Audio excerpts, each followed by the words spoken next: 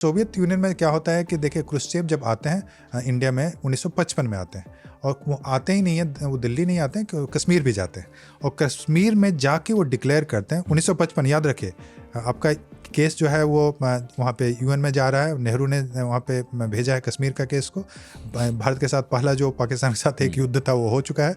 उसके बाद यहाँ पे आते हैं और डिक्लेयर करते हैं कि Kashmir is an integral part of India, कि अभिन्न अंग है कश्मीर भारत का।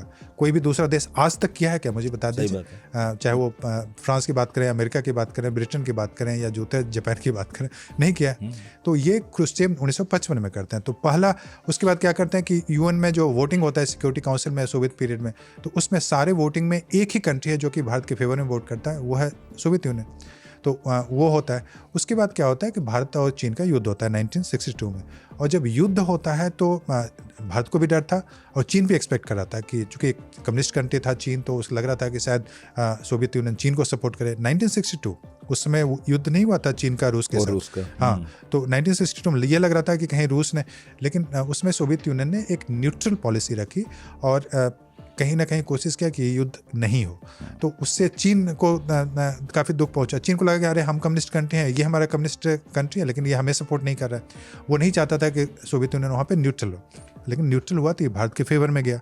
उसके बाद लेकिन सबसे इंपॉर्टेंट डेवलपमेंट उसके बाद क्या होता है कि आपका भिलाई स्टील प्लांट और जो आपका दूसरे जो स्टील प्लांट्स इत्यादि, आपका आईआईटी मुंबई, ये सारे वेल ओएनजीसी में भी टेक्नोलॉजिकल सपोर्ट। तो जो सेकंड 5 ईयर प्लान में जो इंडस्ट्रियल एक डेवलपमेंट होता है, और नेहरू ने जो जिसकी कोशिश की थी, तो एक तो वो हेल्प सोवियत यूनियन से मिली, वो सोवियत यूनियन से मिला। तो उसमें कोई ब्रिटेन और अमेरिका नहीं आ रहा था भारत के सहयोग के लिए।